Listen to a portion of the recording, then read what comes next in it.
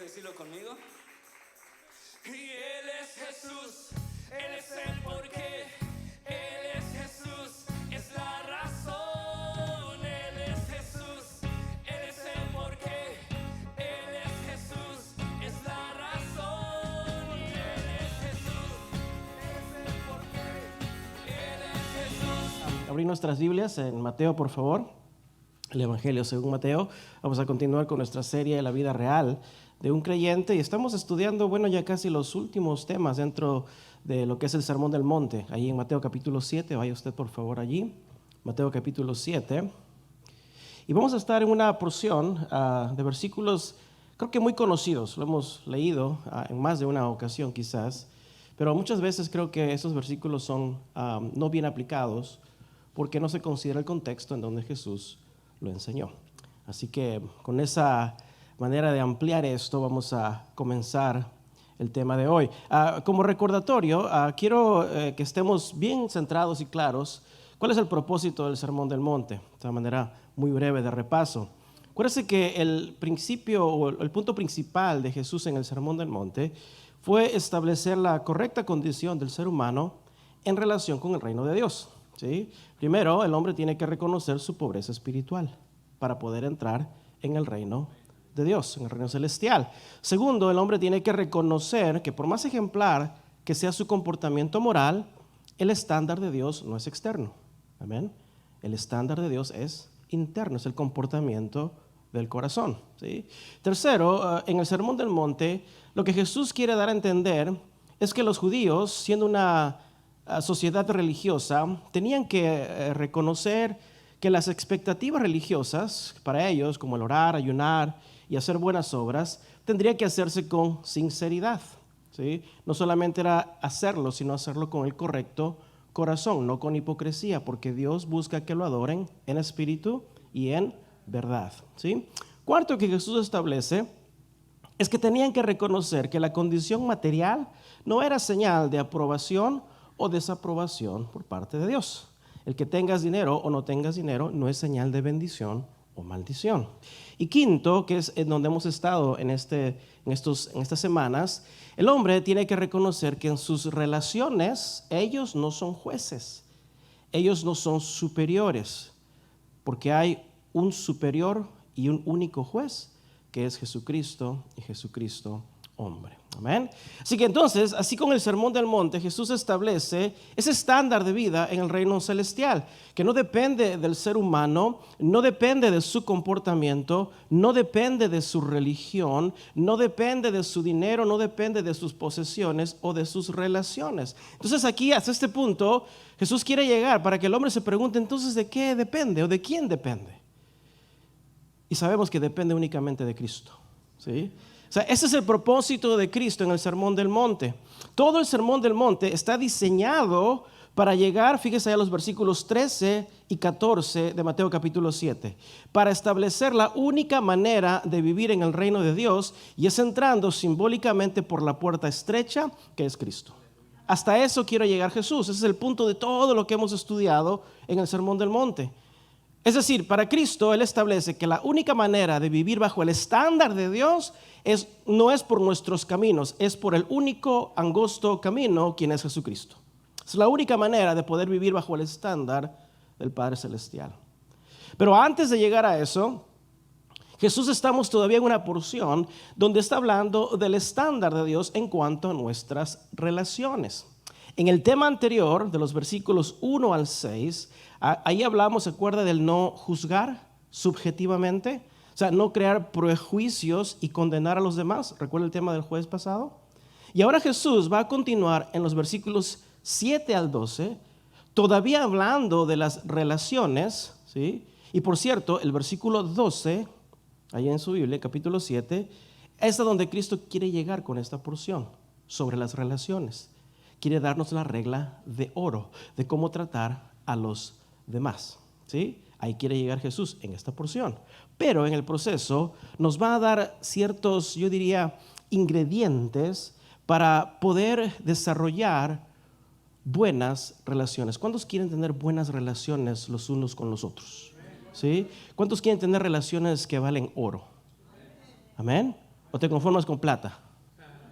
No, ¿verdad? Yo quiero tener relaciones entre mis hermanos en Cristo que valen oro, que son valiosas. Y el versículo 12 es a donde Cristo nos quiere llevar a entender. Pero aquí hay elementos muy sencillos que Jesús nos da para cultivar esas relaciones de oro.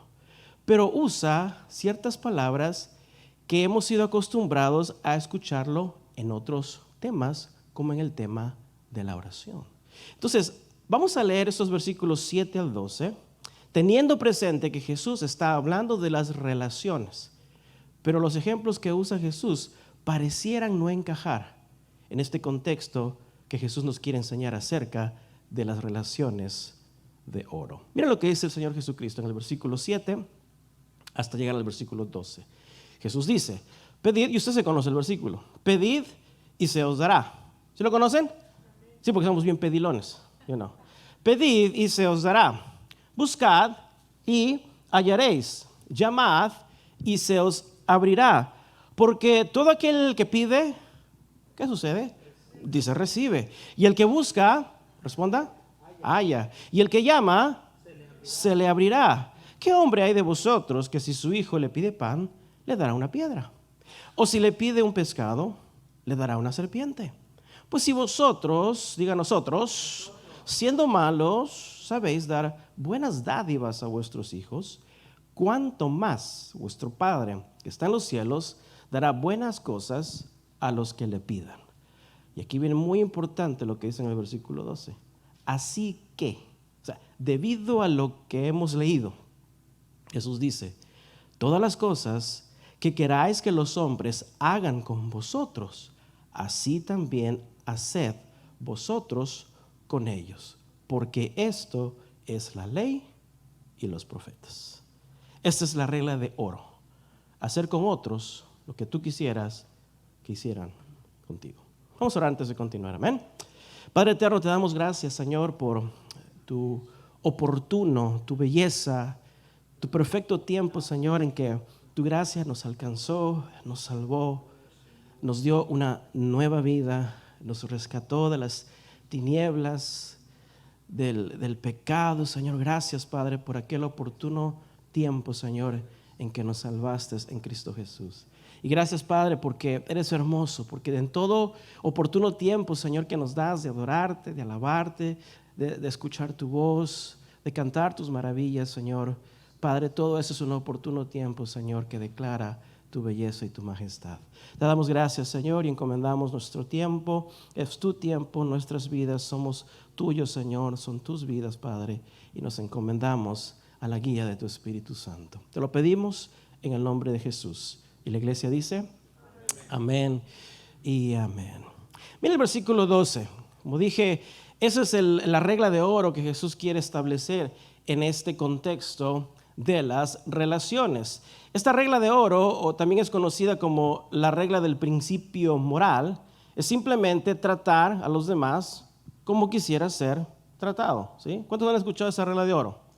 ¿Correcto? Ahora, este principio moral ha existido en muchas culturas y ha existido en muchas otras religiones, antes y después de Cristo, pero nunca fue dicho y enseñado en la manera que Jesús lo proclamó en el Sermón del Monte. Y luego se los voy a mostrar. Incluso más adelante en Mateo capítulo 22, Jesús presenta esta regla de oro como un más grande mandamiento, ¿sí? ¿Cuál es el primer mandamiento?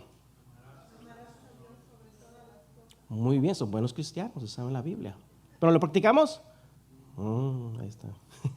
Ahí está lo imperfecto, ¿verdad? O sea, la regla que Jesús establece es ese principio primordial, amar al Señor nuestro Dios con todo nuestro corazón. Y lo segundo es tan igual como lo primero. ¿Cuál es?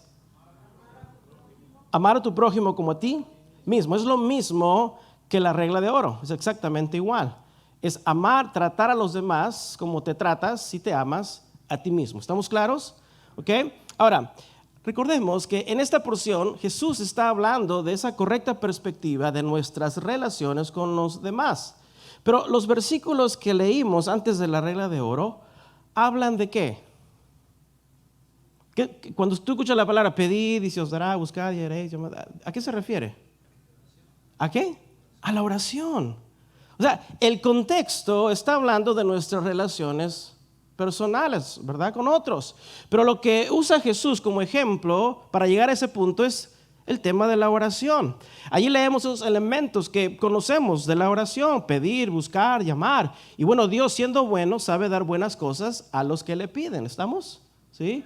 Pero la pregunta a mí me surgió: bueno, ¿qué tiene que ver la oración directamente en mis relaciones con los demás? Ciertamente la oración es importante, pero hay que considerar lo que Jesús enseña dentro de ese mismo contexto de nuestras relaciones. Ahora, póngame un poquito de atención. Tradicionalmente se nos ha enseñado acerca de estos elementos en la oración, ¿sí? O sea, de pedir, de buscar, de llamar. Pero el hecho de que Jesús lo repita en otras enseñanzas no siempre va a significar lo mismo. Porque toda enseñanza o toda palabra en particular de la Biblia está siempre sujeta a un contexto en donde se es mencionado.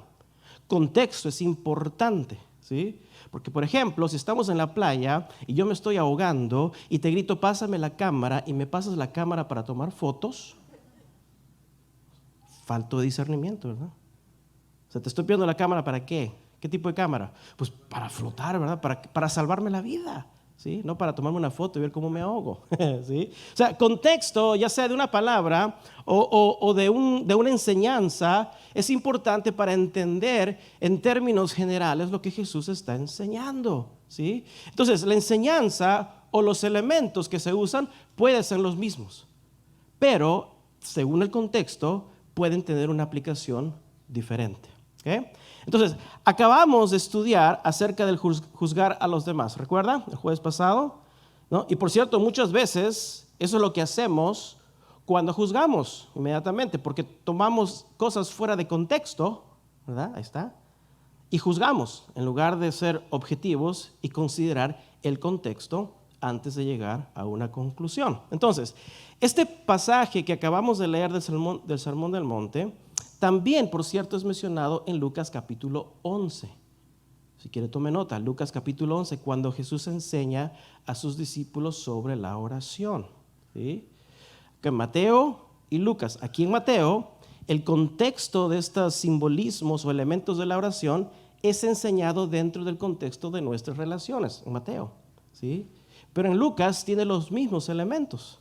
Pero el contexto que Jesús lo enseña es en la oración. ¿Cómo orar? Ambos contienen verdades, pero están sujetas a su contexto. Y cuando sacamos ciertas porciones fuera del contexto, lo hacemos un pretexto, ¿verdad? Y hacemos nuestro propio equivocado entendimiento. O sea, distorsionamos a veces la aplicación. Los elementos no cambian, es la aplicación que se puede distorsionar. Por ejemplo, las palabras que aparecen en Mateo, como en Lucas, y quiero que tenga estas tres en mente: pedir, buscar y llamar, son sacadas del contexto para a veces enseñar un tipo de oración persistente, ¿sí? ¿Qué significa una oración persistente? O sea, te enseñan que si oras y oras, repites, Dios como que se va a cansar de oírte, ¿sí? Y para callarte la boca te va a dar lo que tú le pidas. ¿Alguna vez te han enseñado así? Tú síguele orando a Dios hasta que Él te responda, porque Dios te va a responder, ¿verdad?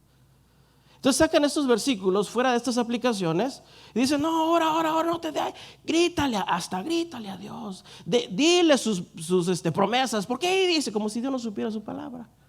Ahí dice, Señor, y esta no. Y bueno, se va a cansar y eventualmente, como eres un chiquillo, ¿verdad? Te va a dar de tanto de que le vas a pedir.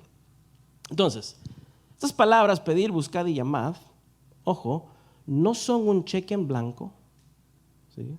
Firmados por Dios con la cantidad del cheque en blanco para que escribas arbitrariamente el tamaño de tu bendición. No es un cheque en blanco. Ambas referencias, tanto en Mateo como en Lucas, están sujetas a un contexto. En Lucas capítulo 11 que les di, en donde Jesús enseña a sus discípulos sobre la oración, el Padre Nuestro, esa oración comienza por cierto diciendo, oren así: venga tu reino y hágase tu voluntad. Es lo primero que dice Jesús en el contexto de la oración. Hágase tu voluntad, como en el cielo, como también así en la tierra. ¿Estamos? O sea, en ese contexto que Jesús enseña estas palabras de pedir, buscar y llamar, Jesús está diciendo, todo está sujeto a la voluntad de Dios. Todo lo que viene después en la enseñanza de la oración está sujeto a la voluntad de Dios. El contexto es la voluntad y soberanía de Dios en la oración. Y siendo Dios bueno, Él sabe lo que es bueno para nosotros. Y sabe lo que es bueno también para sus buenos propósitos. Y si eso que le pedimos está en la voluntad de Dios y en su soberano propósito, Dios, siendo su voluntad, nos lo va a conceder. Porque Dios es buen padre. Porque tú no le das a tus hijos todo lo que ellos te pidan, ¿sí o no? Sino lo que es necesario, lo que les conviene, lo que es bueno. ¿Por qué? Porque somos padres buenos, que amamos a nuestros hijos. Amén. Entonces, ese es el contexto en Lucas capítulo 11. ¿Sí? El misionero Stanley Jones dijo, mira lo que dijo, muy bonito esto lo que él dice. Él dijo, la oración es para que nosotros nos rindamos a la voluntad de Dios, no para rendir la voluntad de Dios a nuestros deseos. ¿Sí? Lo repito, la oración es para que nosotros nos rindamos a la voluntad de Dios y no para pedir a Dios que Él rinda su voluntad, ¿sí?, a la mía. ¿Sí? Y luego él dice, y da un ejemplo él, si la cuerda de mi bote es lanzado al muelle, ¿es el muelle que tiene que venir a mí? ¿O es mi bote que tiene que ser jalado al muelle? O sea, el muelle es la voluntad de Dios. Y la oración es simplemente yo en mi barco, mi bote, tirando la cuerda. Soy yo el que tiene que venir a la voluntad de Dios. Por eso él dice, la oración no es para jalar la voluntad de Dios hacia mí, sino para que yo sea jalado hacia la voluntad de Dios. Amén. O sea, ese es el contexto de la oración en Mateo capítulo 11. O sea, la oración no es para hacer realidad mis deseos según mi voluntad, sino es para ver realizada la voluntad de Dios según sus soberanos propósitos. ¿Cuántos dicen amén? Ok. Pero por ahí va a salir un teólogo, ¿verdad? Y va a decir, pero pastor, ¿qué del versículo que aparece en Juan 14:13? Ahí dice, está bien claro, pastor, y todo lo que pidieres al Padre en mi nombre, lo haré, dijo Jesús, para que el Padre sea glorificado en el Hijo. Si algo pidieres en mi nombre, ¿qué dijo Jesús? Ahí está, pastor. ¿Okay? Bueno, ese versículo también está sujeto a un contexto. ¿Sí? A veces como cristianos solamente nos conviene leer ciertas partes de la Biblia. ¿Sí? Consúmelo, Señor, en el fuego. ¿Sí? Pero todo lo que es enseñado en la Biblia tiene un contexto. Fíjate, en el mismo tema de juzgar a los demás, no podemos juzgar o interpretar la Biblia según un solo pasaje que sacamos a nuestra conveniencia. Tenemos que estudiarlo basado en el contexto, porque Dios es un Dios de orden, de lo que Él ha enseñado. Y luego, orar al Espíritu Santo, y el Espíritu Santo nos va a dar la revelación, y ahí todo eso va a tener sentido, ¿sí?, en la interpretación de la Biblia. Entonces, este versículo de Juan 14:13 también está sujeto a un contexto. Allí en ese contexto Jesús está hablando del camino, la verdad y la vida. ¿Quién es el camino, la verdad y la vida? Cristo. Y Jesús precisamente en ese momento estaría hablando con sus discípulos diciéndole que voy a la cruz, voy a preparar lugar para vosotros. Él está hablando de la cruz que él esperaba, estaba hablando de la salvación. En ese contexto Jesús estaba preparando el camino de vida eterna yendo hacia la cruz, muriendo y resucitando. El contexto de Juan 14:13 tiene que ver con la salvación del hombre.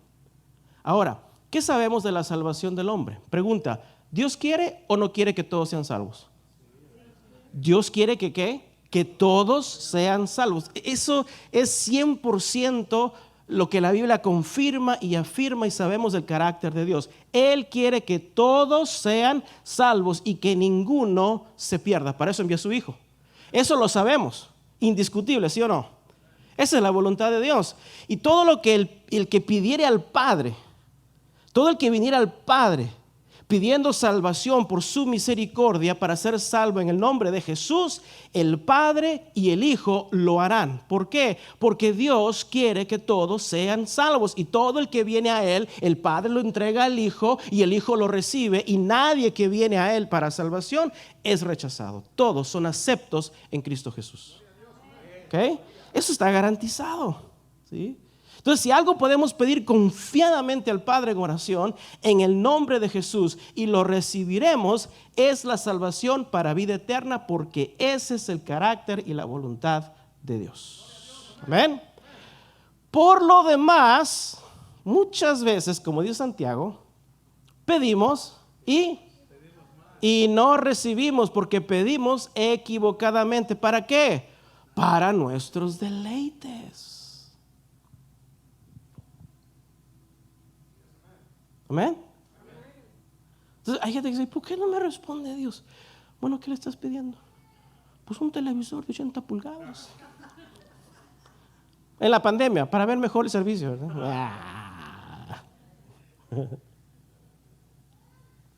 ¿Por qué pedimos en el nombre de Jesús? Porque lo que pedimos no es para nosotros, es para quién. ¿Para quién? Para Jesús, para la gloria del Hijo. ¿Sí? Entonces Santiago dice, bueno, por lo demás pedimos, pero pedimos mal, porque casi el 99% del tiempo estamos pensando en nuestra necesidad. Claro, Dios conoce nuestra necesidad y debemos pedirle a Él, pero detrás de nuestra necesidad muchas veces no está realmente el darle la gloria a Dios. ¿Sí? Es decir, todo lo que deseamos y pedimos al Padre deben tener como fundamento ese deseo de que el Padre sea glorificado en el Hijo. Porque así decimos cuando decimos amén. Lo pedimos en el nombre para el Hijo de Dios. ¿Sí? Entonces, si yo le pido a Dios, por ejemplo, por un mejor trabajo, ya tengo, pero quiero un mejor trabajo. ¿Sí? Pero Dios sabe que ese trabajo no lo estoy pidiendo por necesidad o para glorificar a Dios, sino para hacerme más rico o para tener mejor seguridad. Y eso me puede apartar de mi relación con Dios. Entonces Dios, como buen padre, ¿qué va a hacer? No te lo da, no te va a responder. Pero el diablo sí, porque el diablo también escucha, oye. Él no tiene todo conocimiento, pero sí oye. Este cristiano está pidiendo un mejor trabajo y le voy a mandar uno bien chido. Y como no tiene discernimiento, le va a dar la gloria a Dios. Y el diablo dice, no me importa, con tal que se pierda en su relación con Dios. Ahí están los cristianos, falta de discernimiento. Ya te bendigo. ¿Y vas a poder venir a la iglesia? No, ya no, pastor, ya no me va a ver nunca más Dios. ¿En el cielo? No, lo dudo.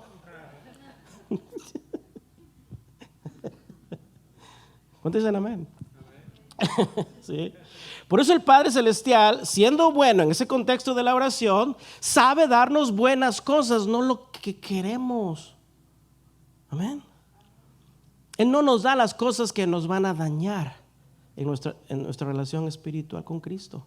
¿Sí? Entonces la oración no es para ver cumplida mi voluntad, sino para poder llegar a estar en paz, en recibir la buena voluntad de Dios. Amén. Eso es la oración. Ahora, otro elemento de la oración que se menciona aquí en Mateo y en Lucas es el que llama a la puerta, se le abrirá. ¿Okay? Y de ahí enseña, no, tú tócale la puerta a Jesús, no dejes de tocar y pídele tu bendición y Jesús te va a abrir la puerta. ¿Y si no quiere? ¿Qué? Esta porción del que llama a la puerta y se le abrirá ha sido sacado fuera de ese contexto para enseñar muchas veces la oración del pecador. O sea, para dejar que Cristo entre a mi corazón. Vamos a pensar en esto. Estos versículos en la oración donde menciona el llamar y se os abrirá, no tiene nada que ver con el recibir vida eterna. Otra vez, llamar y se os abrirá está sujeta a un contexto. En el Padre Nuestro, por ejemplo, Jesús está enseñando acerca de la oración a sus discípulos. Y con la excepción de Judas, los discípulos eran ¿qué? ¿Ya qué? Eran salvos. O sea, el contexto, Jesús está enseñándoles a sus discípulos ya salvos por la voluntad de Dios a cómo orar al Padre. Pero a ellos, en ese contexto de Lucas 11, todavía no había venido la presencia del Espíritu Santo. ¿Okay? Porque el Espíritu Santo, antes de que viniera permanentemente en el cristiano, ¿sí?, el Espíritu de Dios venía y se iba, así como en David, ¿sí? Entonces, llamar y se les abrirá, allí en el contexto no es una petición para salvación, pero es una garantizada promesa que Jesús les hace a sus discípulos, que cuando Cristo ascienda, en su lugar vendrá la permanente presencia del Espíritu Santo. Y Jesús lo dice en el contexto, que si nosotros, siendo malos, sabemos dar buenas cosas a nuestros hijos, cuánto más el Padre Celestial dará el Espíritu Santo a los que se lo pidan. Ahora, en ese contexto, eso sucedió en el día de Pentecostés, porque ahí estuvieron los 120 reunidos. ¿Y qué estaban haciendo? ¿Qué estaban haciendo? ¿Chismeando? No, estaban orando, unánimes. Estaban orando, estaban clamando en oración a Dios, recordando esa promesa: llamad y se les abrirá. Y ellos en oración, en ese día, en esa unidad, ¿qué recibieron? La permanente presencia del Espíritu Santo, y hasta nuestros días. ¿Sí? Entonces, llamar y tocar no es para salvación. En el contexto, son promesas que Dios da, como esta de recibir el Espíritu Santo, por lo menos en donde aparece. Okay. Otro simbolismo de Cristo que ha sacado fuera de contexto, que lo relacionamos con la oración en el llamar y se os abrirá, es el hecho de que Jesús se atribuye simbólicamente el ser la puerta del redil, ¿sí? Entonces ahí está, dice, ¿no? Y ahí está, tócale, es la puerta, ¿verdad? O invítalo, ¿verdad? Pues está tocando tu corazón, abre la puerta. ¿Nunca han evangelizado así? Mira, Jesús está toque a tu puerta, ya déjalo entrar. Ya déjalo entrar. Pobre Jesús, está toque y tú no abres. ¿Sí? Y Jesús ciertamente dice: y todo el que por mí entrare será salvo. Pero Jesús no está hablando de tocar a la puerta. Es un simbolismo en donde Jesús realmente ya ha hecho la invitación de salvación. Ya ha sido hecha. No porque alguien vino y le tocó la puerta a Cristo, sino porque el Evangelio de Cristo ha sido predicado. Y cuando alguien escucha el Evangelio de Cristo, entonces la invitación ya está hecha. Lo único que tiene que hacer el hombre es ¿qué? Entrar por la puerta, que simbólicamente es Cristo, para ser salvo. ¿Sí? No es una tocadera de puertas. La oración es una búsqueda no de mí por Dios, sino que es de Dios por nosotros. Los que estábamos perdidos, ¿quiénes éramos? ¿Dios o nosotros? Nosotros estábamos perdidos. Cristo no vino a que le tocaran la puerta o a tocar la puerta del corazón del hombre. Cristo vino, fíjate lo que él dijo, a buscar lo que se había perdido. ¿Quién se había perdido? El hombre. Y Cristo viene a buscarlo. Y cuando el mensaje de la cruz nos alcanza por gracia, somos nosotros quienes tenemos que responder o no a ese llamado de entrar por la puerta que simbólicamente es Cristo, para ser llevados a salvación. Es una invitación. No nos autoinvitamos a salvación, porque estábamos perdidos. Cristo nos encontró. No es que nosotros fuimos los que encontramos a Cristo. Cristo, su gracia, es quien nos alcanzó y nos encontró. No es que nosotros, fíjate, dejamos entrar a Cristo, es que nosotros somos recibidos por Él. Dale un aplauso al Señor, sí. Sí hay una acción de entrega, porque luego de recibir esa invitación y ser aceptos por Él, bueno, vino un cambio en nuestras vidas. Ahí nacemos en una nueva vida y ahora sí comenzamos a entregarnos, a dedicar nuestra vida al Señor, pero no para salvación. ¿Por qué? Porque estábamos muertos en nuestros delitos y pecados, estábamos perdidos. Y Cristo nos encontró, Cristo nos alcanzó, Cristo nos halló con el mensaje de su evangelio. No es que dejamos entrar a Cristo, es que nosotros somos recibidos por Él. Cristo, amada iglesia, es un terrible evangelio cuando pintan a Cristo como el que te está rogando para que lo dejes entrar. Eso está muy equivocado. Cristo no vino a rogar a nadie para que sean salvos. Él ya hizo su obra en la cruz. Él ya sufrió, murió y resucitó. Es el hombre que tiene que rogarle a Dios para ser recibido en salvación en Cristo Jesús. Cristo no le ruega a nadie. Como dice aquel canto, Él no le debe nada a nadie. Somos nosotros que le debemos nuestra vida. Y por eso la promesa es segura, que todo el que viene al Padre para salvación, en el nombre de Jesús, la Biblia dice, no es rechazado. Jesús dijo, todo el que el Padre me entregue, yo no lo rechazaré. Gloria a Dios, eso es una promesa. Pero por ahí sale un teólogo y dice, pero pastor, ¿qué de Apocalipsis 3:20? Porque ahí está. Dice, aquí, yo estoy a la puerta y llamo. Ahí está, pastor. Y si alguno oye mi voz y abre la puerta, ahí dice Jesús, entraré a él y cenaré con él y él conmigo. ¿Qué? Todo versículo tiene su ¿qué? Su contexto.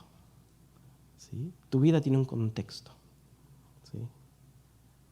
No es nada más un snapshot, ¿verdad? ¿Sí? ¿Verdad? No, toda nuestra vida tiene un contexto. Y todo versículo tiene un contexto. Este versículo, amada iglesia, por favor, no lo usen para evangelizar. No tiene que ver nada con la salvación. Pero así nos han enseñado, ¿verdad?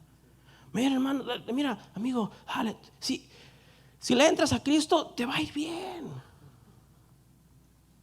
Todo va a salir mejor. ¿Así? ¿Han escuchado ese evangelio? Es el evangelio mejorista. Todo te va a salir mejor. Mejorado, el evangelio mejorado, dice el hermano. ¿Sí? No. Jesús no necesita tocarle la puerta del corazón de nadie para rogar que lo dejen entrar. Jesús no necesita la aceptación de nadie, pero todos necesitamos ser aceptados por el Padre para ser entregados al Hijo para ser salvos. Amén. Ahora, Apocalipsis 3:20 está también sujeto a un contexto en donde Dios se dirige a la iglesia de la Odisea. Y a esta iglesia le dice, iglesia, ojalá fueses frío o caliente. Porque a alguno le gusta tomar agua tibia. No, ¿verdad? Qué horrible. Y Jesús dice, ojalá fueran fríos o calientes. Esta iglesia se había entibiado en su relación con Cristo. Esto no fue una invitación para salvación, sino para arrepentimiento. ¿Sí? Estar a la puerta, en eso que dice Jesús, estar a la puerta, llamar, entrar y cenar, en la cultura judía era una señal muy íntima, muy deseada de convivir. En la cultura judía, cuando tú te invitabas, te autoinvitabas a ir a la casa de alguien, no era una imposición, era una señal de amistad. Quiero ir a tu casa y quiero conocerte, quiero comerme un taco, bueno, más de un taco contigo, ¿verdad? Porque para conocerte bien voy a ocupar unos, 3 docenas de tacos. O sea, en el judaísmo esta expresión era un deseo profundo de que seas mi amigo. Y quiero conocerte. ¿Te acuerdas de Zaqueo?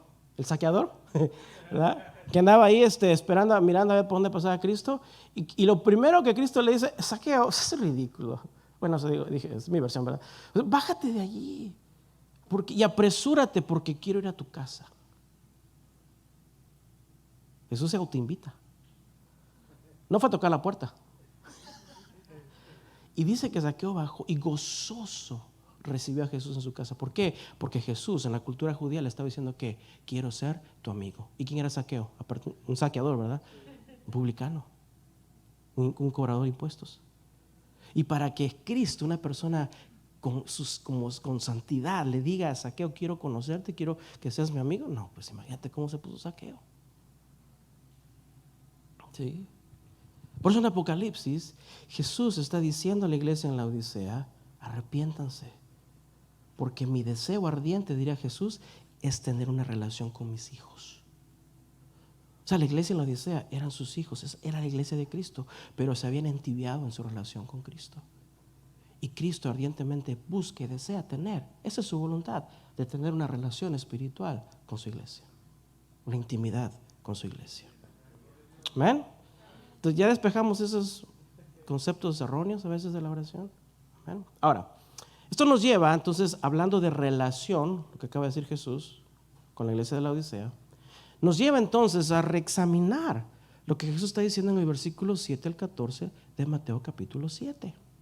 Porque en su contexto, Jesús está enseñando acerca de las relaciones con los demás, ¿sí? Entonces la pregunta para mí era, bueno, ¿qué tiene que ver esos elementos de la oración en mi relación con los demás? Ahora, los elementos que Jesús usa en Mateo como en Lucas son los mismos, por cierto, pero usados en un diferente contexto. En Mateo es sobre las relaciones y en Lucas es sobre la oración, ¿sí?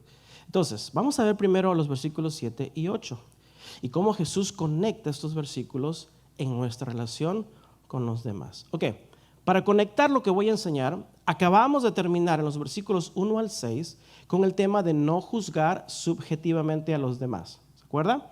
No tener un prejuicio basado en la manera en que pienso o siento. Jesús en el versículo 3 nos da un ejemplo de una persona que no tiene discernimiento ni tiene sabiduría. ¿Se acuerda? Esa persona que queriendo juzgar a su hermano, que tiene una paja en el ojo, ni siquiera puede discernir ni usar sabiduría para darse cuenta que tiene él mismo una viga también en su ojo. O sea, el otro tiene una pajita y este tiene una viga. ¿Sí? Es una falta de discernimiento, ¿sí?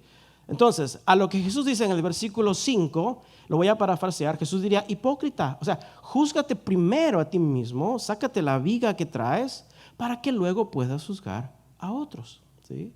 Y Jesús termina ahí en el versículo 6 diciendo que es también una falta de discernimiento querer dar valores espirituales caracterizados por lo santo y las perlas y dárselas a personas incrédulas. O sea, caracterizadas por animales impuros para los judíos, como el puerquito y los perros. ¿Por qué? Porque no lo van a saber valorar, no lo van a poder recibir.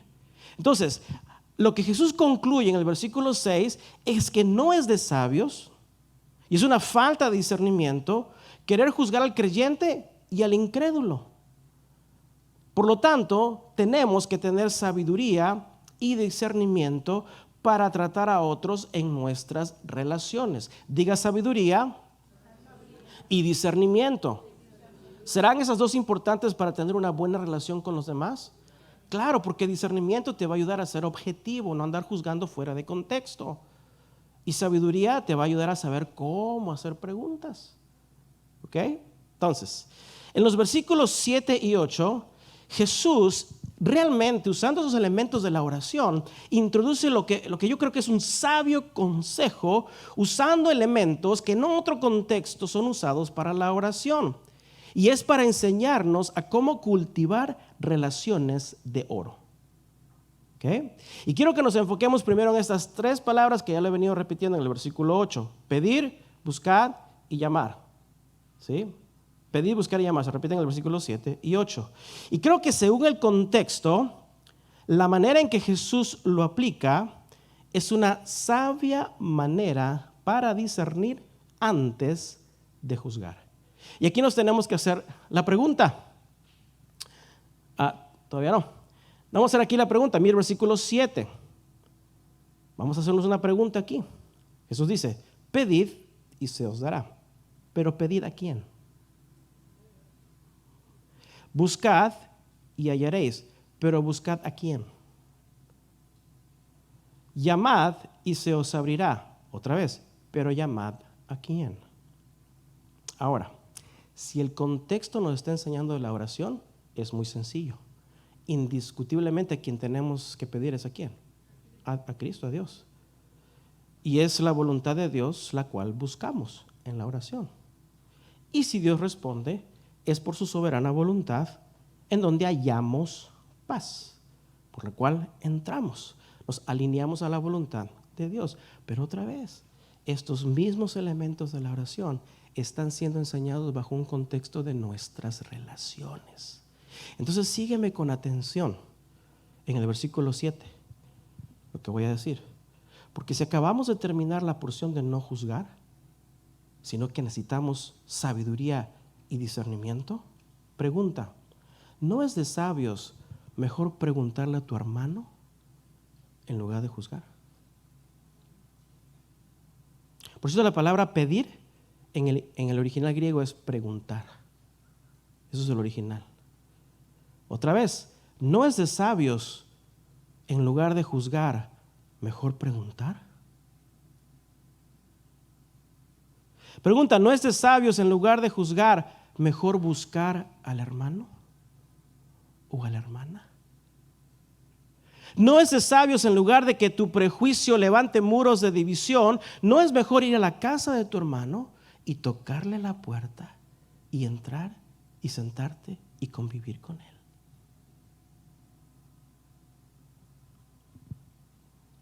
Son los mismos elementos de la oración, pero en el contexto de nuestras relaciones.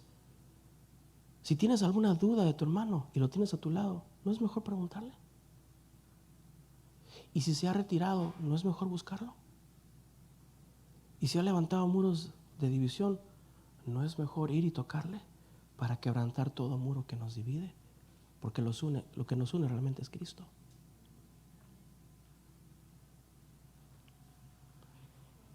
Estas son palabras de sabiduría de Dios. ¿Te imaginas si en todas nuestras relaciones, en lugar de asumir y juzgar, mejor vamos y preguntamos? Mejor vamos y buscamos. Mejor vamos y convivimos. ¿Cuántas relaciones hubiéramos salvado y no hubiéramos perdido si primero hubiéramos preguntado? Si segundo hubiéramos buscado. O si tercero hubiéramos ido y quebrantado todo muro de separación.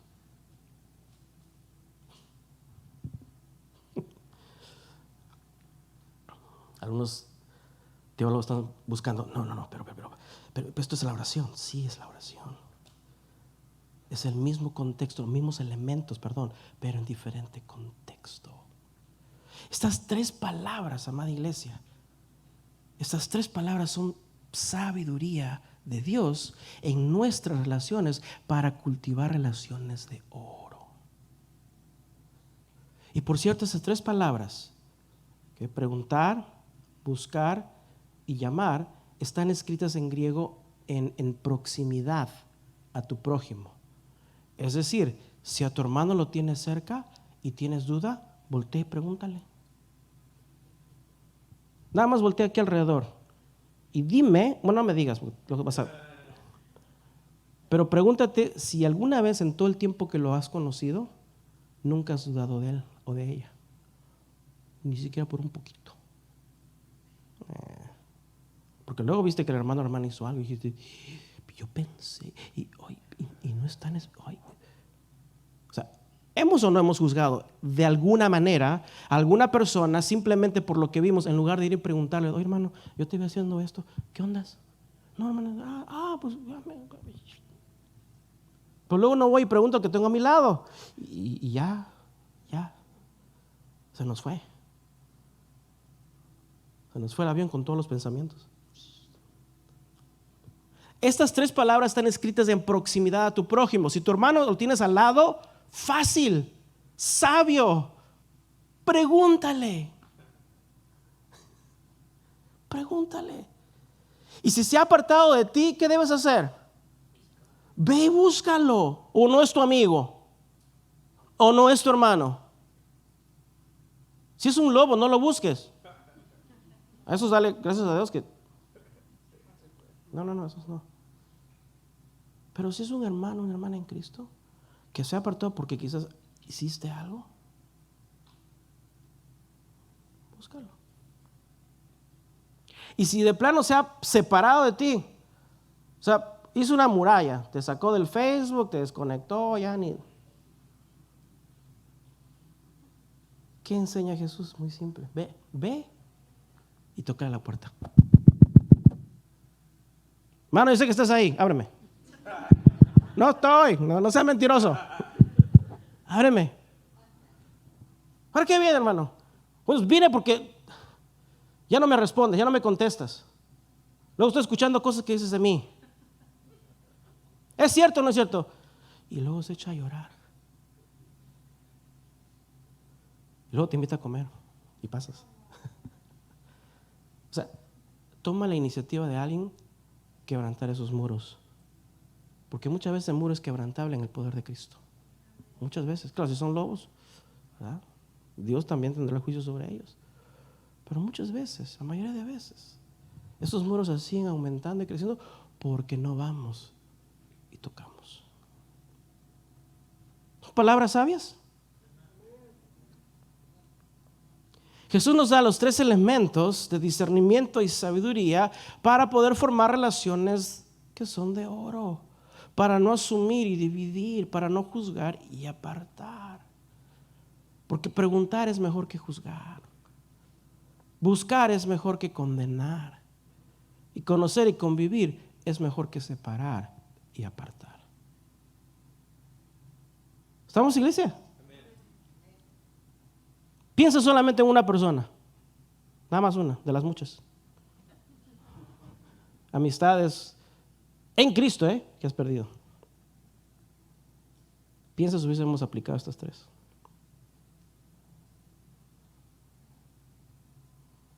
¿Sí? El problema es que por falta de conocimiento, pero ahora ya no tienen excusa. Amén. Ahora todos sabemos. ¿Sí? Porque, pregunta, ahí nos va a nosotros. ¿Okay? Si alguna vez en tu vida alguien te juzgó equivocadamente, ¿okay? ¿Ya tienes la persona en tu mente? Aquel que te juzgó, aquella que te juzgó equivocadamente. Pregunta, ¿no te hubiera gustado mejor que te preguntara? Sean honestos, ¿sí o no? Sí. ¿No te hubiera gustado mejor que venga y te busque? Sí. ¿No te hubiera gustado mejor que venga y llame a tu puerta para conocerte mejor? ¿Sí o no? Sí.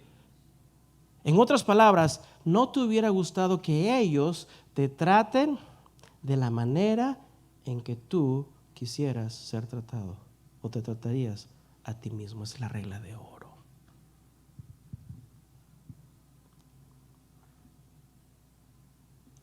Porque les voy a ser honesto, a mí me cae re mal cuando la gente me juzga y nunca me dio una oportunidad.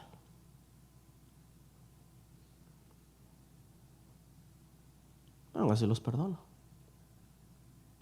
Pero ya me juzgaron. Y perdón, pero eso no es moral, eso no es ético. Mejor es preguntar. Mejor es ir y buscar. Mejor es ir y quebrantar toda muralla de división. Amén. Entonces, en esas palabras, Jesús está enseñando, está aplicando, está llevando esos elementos de la oración en nuestra relación a los demás para llegar al versículo 12. Estos 3 elementos, preguntar, buscar y llamar, son preciosos elementos para que Jesús llegue al versículo 12 y diga, así que todas las cosas que queráis que los hombres hagan con vosotros, así también haced vosotros con ellos. Esta regla de oro, estas palabras preguntar, buscar y llamar, por cierto, en su original griego también están en un tiempo presente y de continuo. O sea, estás siempre preguntando, buscando y llamando, porque muchas veces vas a tener amistades muy cerca de ti, ¿sí? Muy cerca de ti, hasta tu cónyuge, hasta tus hijos, muy cerca de ti, que vas a pensar mal de ellos. No me mire como, ¿yo? ¿Pensar mal de mi cónyuge? Ah, sí. Porque ya los juzgamos, ¿verdad? ¿Sí o no? Ok, aquí nadie piensa mal. Todos son muy mentirosos.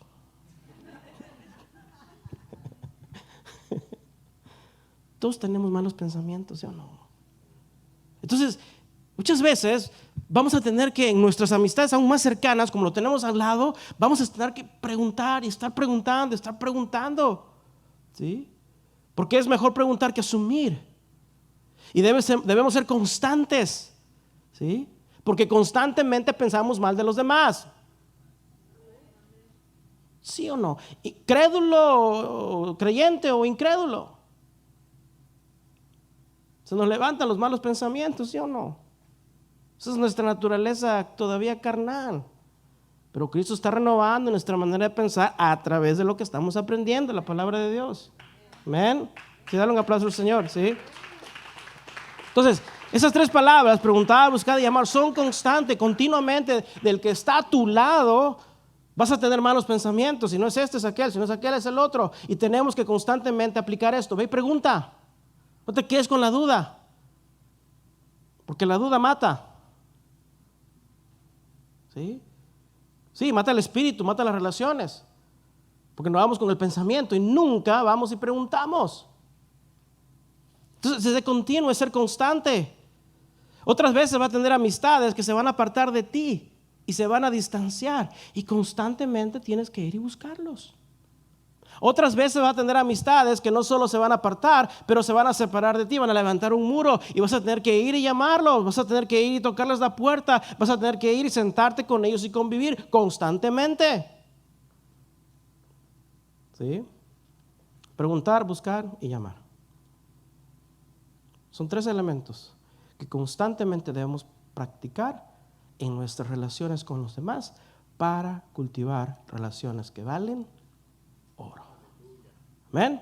Por eso Jesús añade, versículo 7, la práctica de estas virtudes de continuo, ahí está, porque todo el que pide, recibe, y el que busca, halla. No quiere decir cada vez, sino que si eres constante, no será con todos, pero si somos constantes con todos, más de uno a quien preguntes te va a responder de tus relaciones.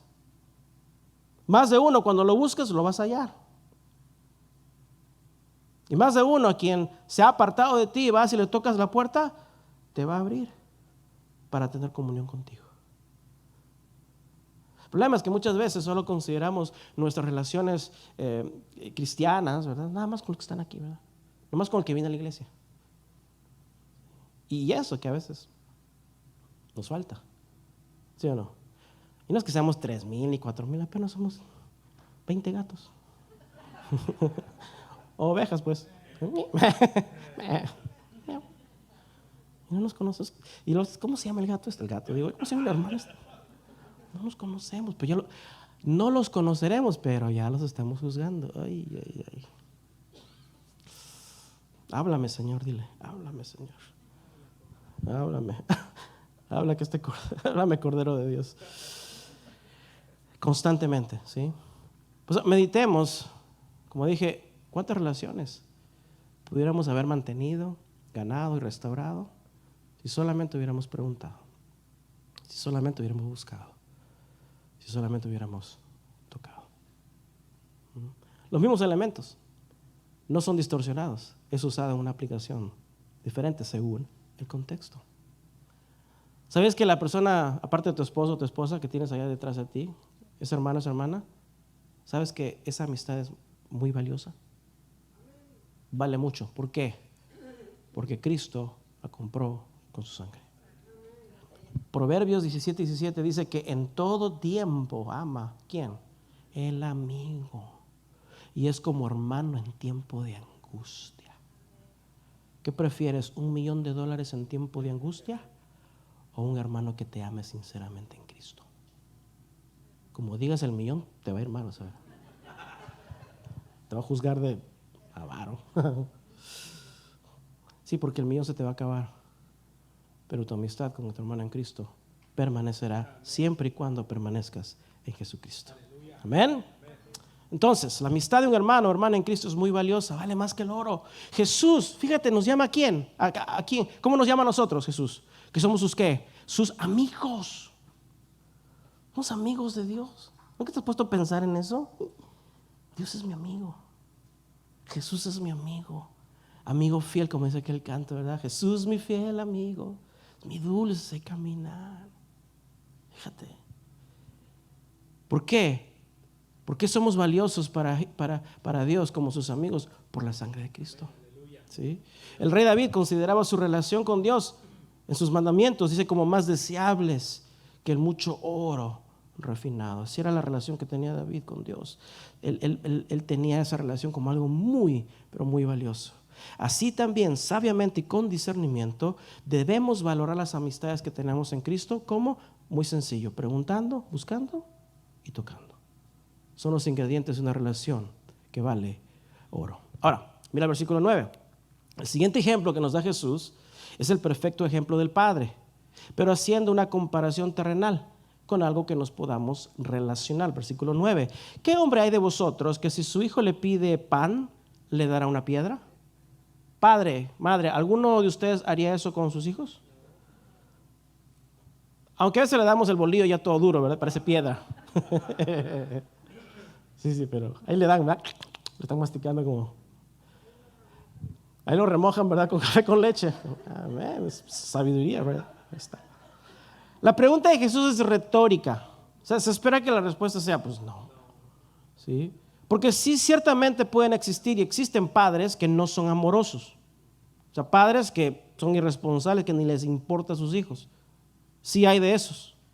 Pero aquí Jesús, la pregunta es hecha para un padre amoroso, porque Jesús lo pone de manera terrenal a un nivel más alto de moralidad, diciendo, bueno, ¿qué padre amoroso, qué padre que ama a sus hijos le va a dar una piedra si tiene hambre en lugar de un pan? Y la pregunta automáticamente es, pues ninguno, no, ¿sí? No lo hay, ¿sí? Por el mismo hecho de que un padre es amoroso. Lo mismo con el otro ejemplo, en el versículo 10. ¿Podrá un padre amoroso darle de comer a un hijo una serpiente? No. La respuesta es no. Un padre amoroso no le engañaría a su hijo dándole un taco de serpiente en lugar de por lo menos dar un taco de frijoles. Papito, está dura la carne. Es de caballo, hijo. Mastica. No. Muchos interpretan este versículo que pues le va a dar la serpiente viva. No. La serpiente era un animal indigno en el judaísmo. O sea, no, eso nunca lo tocarían, ¿no? O sea, se entiende que es engañar al hijo, ¿verdad? Cocinándole algo que ni un judío lo tocaría. Es inmundo, ¿sí? Entonces, según el estándar terrenal, siendo padres amorosos, ¿cuántos padres amorosos hay aquí? ¿Verdad? ¿Que le dan piedra y serpiente a sus hijos? ¿Cuántos padres amorosos hay aquí con sus hijos? ¿Los queremos, los amamos? Así como son de cabezones. Amén, ¿verdad? Y desobedientes a veces. También, ¿verdad? Porque así nos ama Dios. Y como aquí todos somos perfectos, ¿verdad? No, ¿verdad? Así nos ama Dios. Entonces, según ese estándar terrenal de padres amorosos, Jesús lo trae a un nivel todavía que dices, pues si vosotros, o sea, diga yo, siendo malos, diga yo.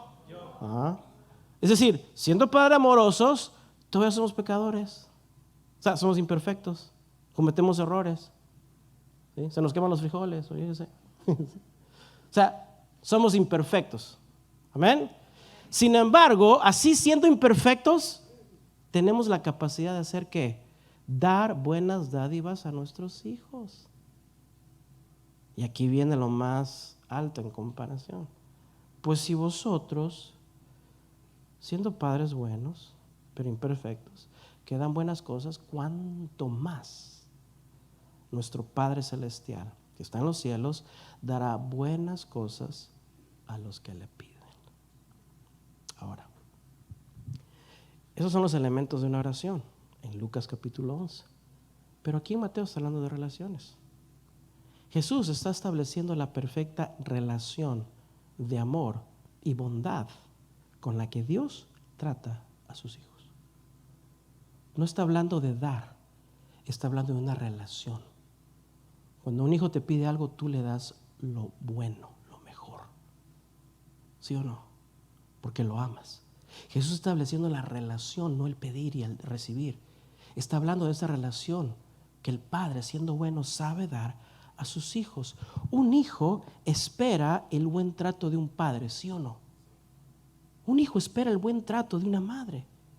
Y todo buen padre y madre amoroso no le daría una piedra por pan y una serpiente por carne. ¿Por qué? Porque esa no es la manera que un buen padre espera que sea tratado así. Tú no te comerías la piedra, ¿sí o no? Tú no te comerías la serpiente, guácala. Mucho menos tus hijos. ¿Sí ven la regla de oro detrás de esa relación? ¿Sí? ¿sí? Lo que Jesús está demostrando es que un buen padre terrenal trataría a sus hijos de la misma manera que desearía el padre ser tratado. Y Jesús lo pone en perspectiva de la perfección de Dios. Cuánto más es nuestro Padre Celestial, que por cierto es perfecto, que por cierto es totalmente bueno. Cuánto más nuestro Padre Celestial no va a tratar a sus hijos de la misma manera que Dios desea ser tratado.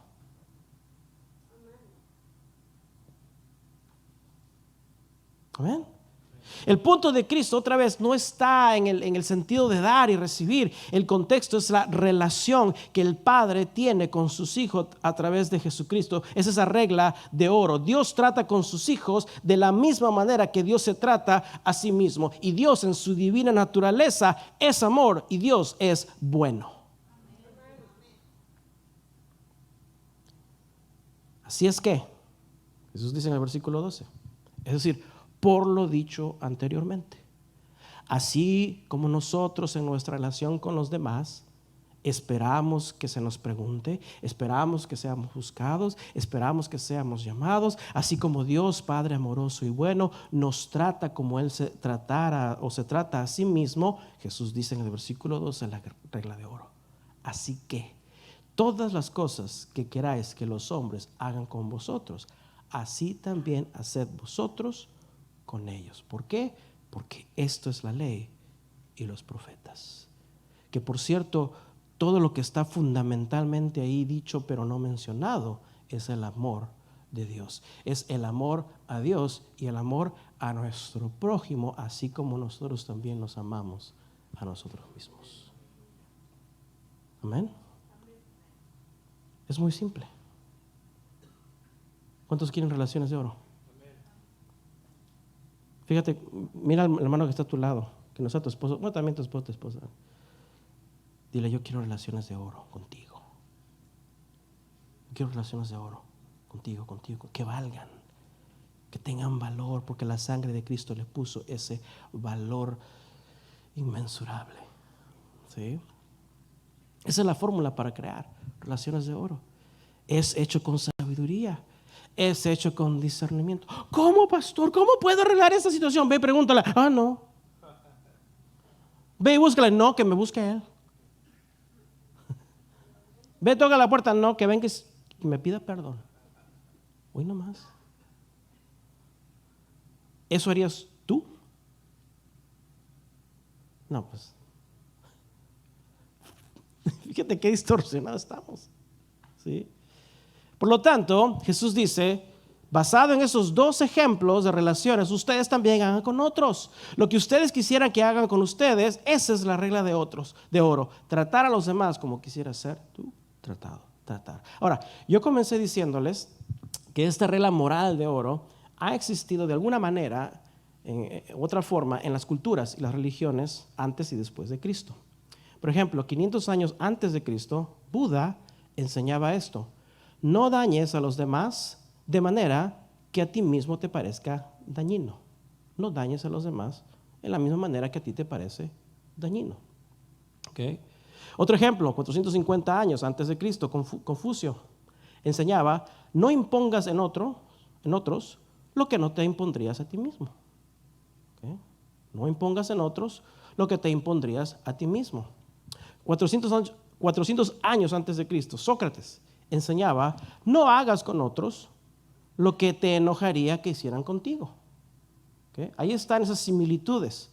Hoy en día, en el Islam, el hinduismo, el taoísmo y en la gran mayoría de las religiones de hoy en día tienen un modelo similar de vida moral: no hacer con otros lo que no harías contigo mismo.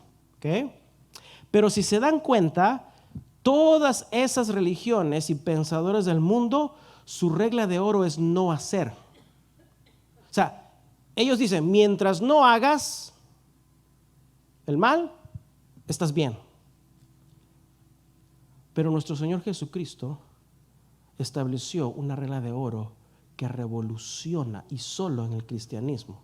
Porque Jesús en el cristianismo es el único que como regla de oro lo da de una manera positiva. Él no dice: no hagas esto, no hagas aquello. En lugar de decir no hagas, Jesús dice: hagamos con otros como quisiéramos que se nos haga a nosotros mismos.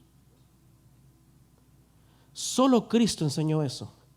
Solo el cristianismo promueve no solamente dejar de hacer el mal, promueve hacer siempre el bien a los demás, aun cuando los demás te hagan el mal. Solo en el cristianismo. Todas las culturas, sociedades y religiones tienen esa regla moral: no hagas maldad. Pero solo Cristo y el cristianismo tienen esa regla moral que no solo implica el no hacer el mal, sino que implica el movernos en hacer el bien a todos y en todo tiempo. Por eso las religiones del mundo tienen la ausencia de la maldad o del mal. Solo Cristo nos enseñó no solo la ausencia del mal, sino la presencia del bien en un mundo de maldad. Wow. Qué tremendo. ¿Qué está diciendo Jesús? Que no solo la ausencia de hacer el mal, o sea, no solamente el no hacer el mal, ¿sí?, es suficiente. Jesucristo establece algo mayor. Es la constante presencia del cristiano haciendo el bien a través de Jesucristo. Y solo eso es posible a través de Cristo. Solo Cristo puede cambiar nuestras vidas, no solo para evitar hacer el mal, sino para que deliberadamente podamos amar aún a nuestros enemigos. ¿Cuántos dicen amén? ¿A cuánto les gusta escuchar a tocar el piano? ¿Les gusta escuchar al hermano aquí, Julio? Toca bonito, ¿verdad? Ya ves subiendo, ¿verdad? No, pero digo esto porque el piano original se llamaba el clavicordio. Es el piano original. Ahora, el mecanismo original de este piano antiguo, el clavicordio, tenía un sistema que para hacer sonar a las cuerdas eran jaladas. Tenía un mecanismo para jalar las cuerdas, así como cuando se toca la guitarra. Se jalan, ¿sí? Pero ese sistema de jalar cuerdas era muy lento en responder. Un sonido que no tenía pureza, no tenía tonalidad. Yo no sé si has visto las películas del oeste, el western, ¿verdad? Que cuando ahí en los bares ahí no tocaban los pianos, escuchan esos pianos como desentonados, ¿verdad? ¿Verdad? Como cajita de musical, ¿verdad? Si se escuchan. Porque antiguamente las cuerdas, en lugar de golpear, las jalaban.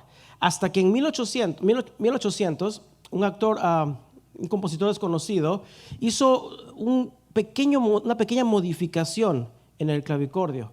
Y en lugar de jalar las cuerdas, diseñó un sistema para que golpearan las cuerdas del piano. Ese pequeño cambio de jalar y ahora golpear revolucionó la música que hasta hoy en día conocemos. Porque ahora un piano se escucha con una claridad. Cada nota, cada composición tiene un detalle, tiene una llenura, tiene un sonido puro, una amplitud de sonido que nunca antes se había escuchado. ¿Sí? Así lo hizo Cristo con esta regla de oro, revolucionando la moralidad del mundo, que solamente es no hacer el mal a nadie. ¿Sí? Eso para el mundo es música, pero no es la mejor, no es lo agradable, no es pura. Cristo vino para perfeccionar el sistema moral del hombre con un pequeño cambio de negativo a positivo, para poder oír el sonido celestial de hacer el bien a los demás, aún en un mundo de maldad. La vida de Cristo en nosotros vino a poner ese tono de música, ese cambio que podemos hacer no en nuestras fuerzas, sino en el poder del Espíritu Santo. Porque ¿sabes qué? En este mundo, moralmente, vean lo que voy a decir, moralmente es posible no vivir y no hacer el mal a los demás. Es posible. Hay gente que no ha matado ni una mosca. Sí los hay. O sea, terrenalmente, moralmente es posible vivir sin hacer el mal a otros, pero es solamente divino el poder hacer el bien aun cuando somos tratados mal. Eso es solamente divino. Y solo Cristo. Solo con Cristo podemos tratar a los demás como deseamos que seamos tratados. ¿Cómo? Primero tenemos que valorar nuestras vidas en relación con Cristo, porque Cristo nos valora a través de su sangre. Y si valoramos nuestra relación con Cristo, vamos a valorar nuestra relación con los demás. ¿Cómo? Ahí están esos 3 elementos de sabiduría. Pregunta, busca, llama. Porque el que pide, recibe. El que busca, halla. Y el que llama, se le abrirá. Hagamos esto, hermanos, con los demás, de la manera en que deseamos que sea hecho también para con nosotros mismos. Valora las relaciones que Dios te ha dado en Cristo, porque para Cristo valen oro. Vamos a orar. Cierra tus ojos. Antes de orar en esta noche, yo solo quiero hacer una invitación, porque el mensaje de amor a través de Cristo ha sido entregada por su palabra. Quizás aquí o el que escuche, quizás nunca oyendo el mensaje de Dios ha entrado por la puerta que es Cristo. ¿Sí? Cristo vino a salvar lo que se había perdido. Y en el momento que el evangelio de Cristo llega a nuestros oídos, entonces ha llegado la invitación también. No de abrir nuestras puertas, sino de pedirle a la puerta a Cristo que en su misericordia nos acepte, que en su misericordia nos perdone, que en su misericordia nos lave de nuestros pecados y de nuestra maldad. Ese amor que el mundo no puede entender, esa bondad que el hombre, el creyente puede dar, no en sus fuerzas, pero en Cristo solo es posible si Cristo es el Rey y Señor de nuestras vidas. Y todo lo que debes hacer es caminar simbólicamente por la puerta que es Cristo, en arrepentimiento, reconociendo: Señor, soy pecador. Tu palabra me convence, tu espíritu trae convicción de que soy pecador y necesito tu perdón. Cierra tus ojos. Si ese eres tú, aquí o donde estés escuchando, Dios está en ese sentido llamándote a que tú vengas a Él. Y todo el que viene a Él para salvación, el Hijo no lo rechaza. Dios ve la sinceridad de tu corazón y Él te acepta. Pídele al Señor: Padre, Dios, tu palabra me enseña y reconozco que no he vivido siendo parte de tu reino. Tu palabra me revela que he pecado contra el cielo, he pecado contra el Padre, he pecado contra el Hijo y necesito tu perdón. Pídele al Señor: por tu buena voluntad, acéptame en tu reino. Por tu buena voluntad, acéptame como tu hijo, como tu amigo. Te pido que me salves en el nombre de Jesús.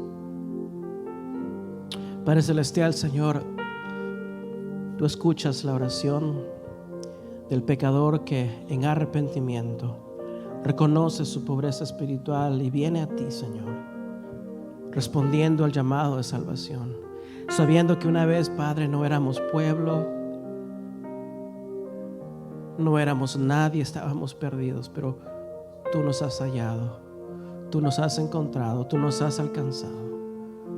Y Señor Padre, todo aquel, dice tu palabra, que viene a ti y viene al Padre, el Hijo no lo rechaza. Gracias, Señor Padre, porque tú conoces el corazón de aquel que viene arrepentido, pidiéndote, Señor, que sea aceptado en el reino. Y tu promesa es que así tú lo harás. Gracias, Señor Padre, por tu palabra.